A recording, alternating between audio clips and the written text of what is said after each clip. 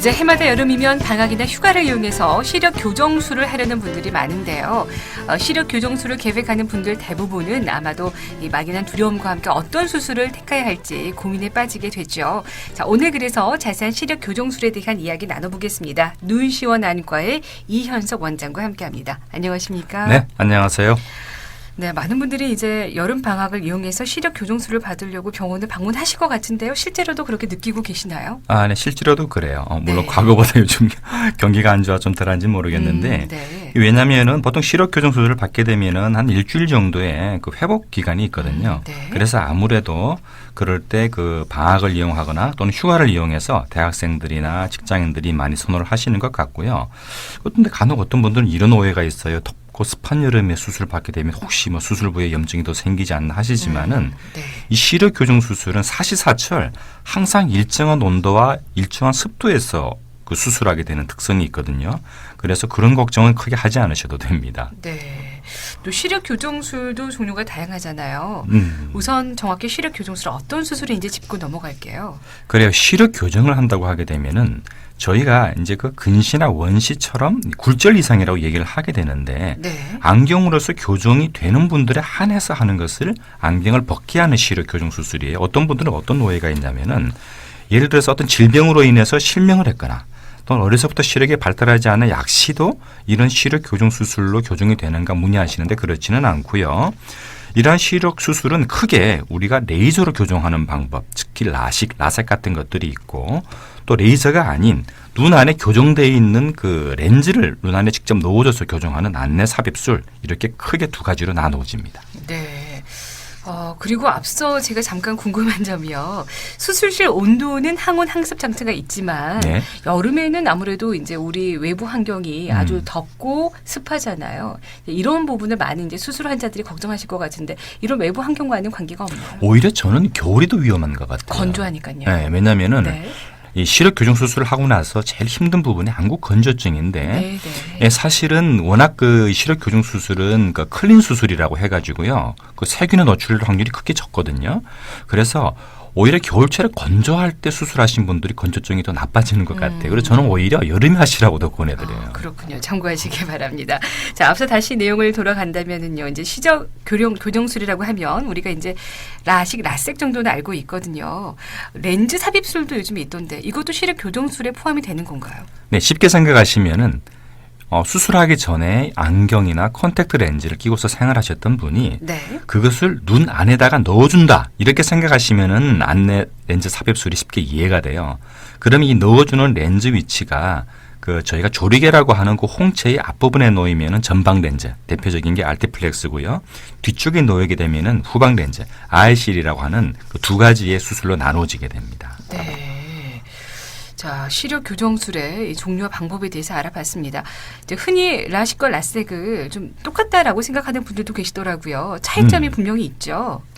큰 원칙은 같아요. 큰 원칙은 뭐냐면은 교정하는 것은 그 엑시머 레이저라고 하는 그 레이저 가지고 깎아주는 건 똑같은데 이 라식과 라섹의 차이는 뭐냐면은 이 레이저를 가지고 교정을 하기 전에 뚜껑을 만들어주느냐 아니면 그냥 표면에서부터 레이저를 해주느냐의 차이예요. 그럼 왜 이런 차이가 생기냐면은 저희가 예전에는 그 라섹이라는 수술부터 했거든요. 즉 표면에서부터 레이저를 해줬는데 이 경우에는 넓은 표면에 레이저를 하다 보니 회복되는 시간도 늦고 조금 통증도 있고 그랬거든요. 네. 그래서 나온 아이디어가 그러면 우리가 뚜껑을 얇게 만들어서 안쪽에다 레이저를 하고 뚜껑을 덮어주게 되면은 시력 회복도 빠르고 통증도 거의 없고 회복도 금방 되는 이러한 장점이 있었는데 네. 이러한 라식은 그 뚜껑을 만드는 과정을 한 번 더 거치기 때문에 이 각막 두께가 조금 얇은 분들은 좀 못하는 단점이 있었죠. 네, 네. 자, 그렇다면 렌즈 삽입술이 또 참 더 편리한 교정술 중에 하나이잖아요. 네, 렌즈 삽입술도 굉장히 물론 편리한 면도 있지만은 이게 네. 조금 고가 수술이고 그리고 아무래도 그 눈 안에 시술하는 안내 수술이기 때문에 네. 레이저에 비해서는 조금 더 좀 어려운 수술이 될 수가 있어요. 네. 그러나 이러한 렌즈 삽입술을 꼭 받아야 되는 분들은 아까 말씀드린 것처럼 라식이나 라섹은 교정을 레이저를 가지고 각막을 깎게 되잖아요. 네. 근데 이 각막을 우리가 마음껏 깎을 수 있는 게 아니에요. 깎을 수 있는 한계가 있는데 눈이 아주 나쁘신 분들은 깎지를 다 못해요. 이러한 경우에는 저희가 렌즈 삽입술을 가지고서 교정을 하게 되고 또 어떤 분들은 아주 심한 고도 난시가 있는 분들이 있는데 이 난시가 심한 분들은 실질적으로 레이저를 깎을 때 약간 오차가 남는 부분이 있거든요. 왜냐하면 사람의 눈은 계속 움직이잖아요. 그래서 약간 오차가 생길 수 있는 것을 렌즈 삽입술을 이용하게 되면 이런 오차를 하나도 남기지 않고 바로 교정해 줄 수 있는 그런 장점이 있어서 크게 이 두 가지의 경우에 주로 시술을 하고 있습니다. 그 각막 두께가 되는데도 렌즈 삽입술을 원하는 환자가 있다면은 네. 그냥 해도 되지 않나요? 물론이죠. 해도 관계없습니다. 렌즈는 나중에 혹시 부작용이 생겨도 바로 빼내면 된다는 또 편리함이 있다고 하던데요. 네, 그렇죠. 이 렌즈 삽입술의 또 다른 장점은 그 사람의 각막을 깎질 않잖아요. 네. 자기의 눈을 그대로 보존하면서 할 수 있다는 그런 수술 방법이 하나의 또 장점이라면 장점이죠. 네, 알겠습니다. 자, 오늘 시력 교정술에 대한 이야기 나누고 있습니다. 클리닉 퀴즈 OX 문제 준비해 오셨는데요. 한 번 더 여러분께 알려드릴게요. 네, 시력 교정 수술을 받은 후에는 외출 시 선글라스를 착용하고 과도한 독서나 컴퓨터, TV 시청을 피하는 것이 좋다. 맞으면 O, 틀리면 X입니다. 네, 궁금한 점도 함께 남겨주십시오. 정답과 함께 한 통에 100원의 정보 이용료 부과되는 샵 0949로 보내주시면 되겠습니다. 정춘식 통신원의 제보 하나 알려드릴게요. 동서고가도로 상황인데요. 시 외곽 방향입니다. 범리골 나들목 부근에 방음터널 입구 쪽에 지금 트레일러가 고장으로 서 있다고 합니다. 동서고가도로 시 외곽 방향 범리골 나들목 부근 방음터널 입구에 트레일러가 고장으로 서 있습니다. 참고해서 조심히 지나시길 바랄게요. 자, 여러분의 궁금한 점들이 굉장히 지금 많이 올라오고 있는데요. 조금 더 내용을 살펴드린 후 해결해 드리도록 하겠습니다. 이렇게 시력 교정술의 종류가 다양해짐에 따라서 이제 내게 맞는 수술법을 찾는 것도 하나의 방법이고 그 수술법을 잘 찾는 것도 아주 그 나중에 예후가 좋을 수 그러네요. 있는 그런 결과를 갖고 올 것 같은데요. 어떻게 결정하죠? 저는 크게 세 가지 팩토로 나누어 말씀드리겠는데요. 물론 사전에 수술하기 전에 자기 눈 상태에 대한 정확한 사전 검사가 이루어져야 되겠죠. 네. 그리고 이제 그렇게 해야 자기 눈에 맞는 아까 말씀하신 것처럼 내가 라식을 할지 라섹을 할지 안내렌즈를 할지 결정할 수 있고요. 두 번째는 본인의 생활 환경도 중요해요.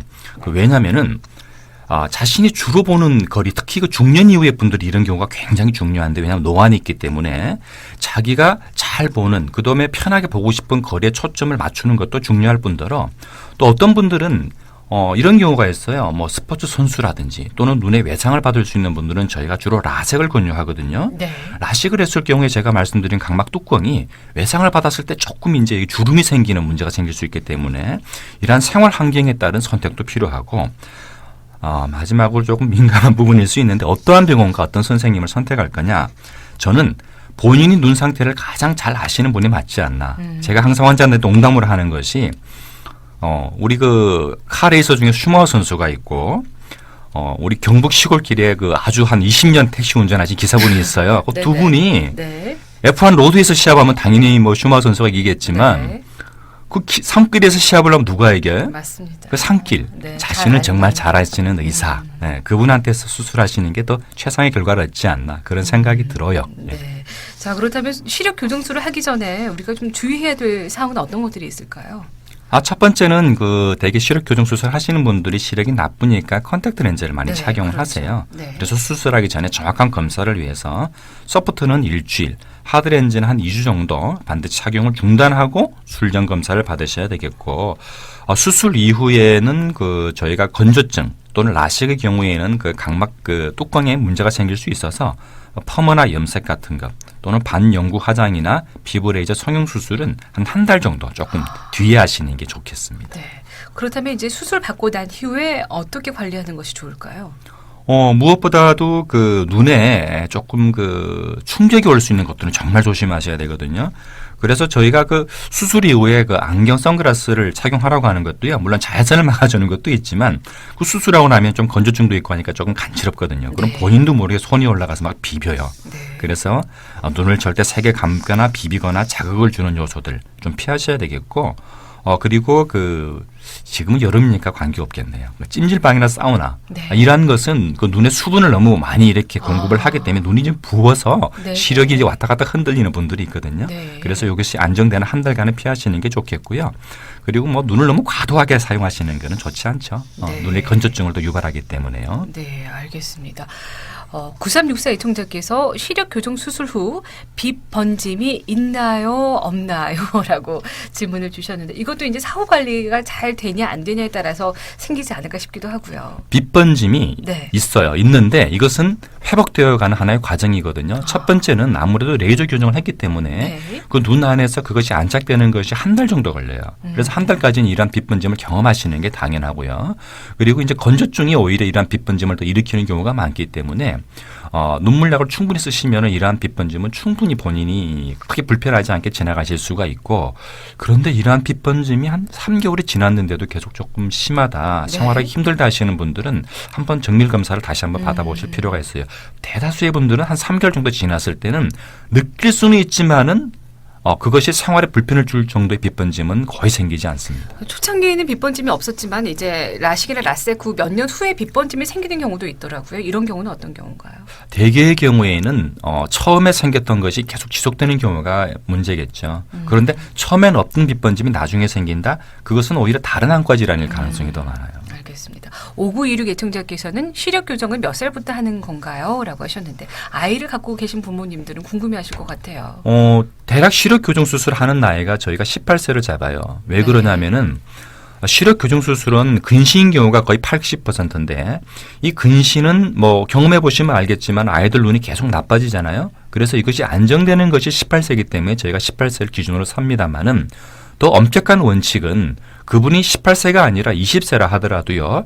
6개월 간격으로 시력 검사를 했을 때 본인의 눈이 계속 나빠지고 있다. 이러한 분들은 기다려야 돼요. 네. 고도근시인 경우는 사실은 25세, 30세까지 계속 시력이 나빠지거든요. 네네. 그러면은 25세 때 수술을 하게 되면 5년 지나면은 다시 근시가 생기니까 수술을 2번 하셔야 되는 거예요. 네. 그래서 나이는 18세로 알고 계시고 그러나 눈이 심하게 나쁘신 분들은 6개월 간격으로 한 2-3번 검사를 해서 시력이 안정된 것을 확인하고 수술을 받으시면 됩니다. 3770 애청자 눈이 자주 찌르는 듯 합니다. 백내장 투기라고도 하던데요. 관리 어떻게 하면 좋을까요? 라고 하셨네요. 백내장과 눈이 찌르는 증상은 관련이 없어요. 눈이 찌르는 증상은 대개의 경우에 건조증이거나 또는 그 눈썹이 이렇게 닿아서 눈에 닿는 안검 내반증인 경우가 많거든요. 그래서 이러한 경우는 뭐 인공누액을 사용하시거나 안과에서 그 천모 눈썹에 대한 치료를 받는 게 중요하시고요.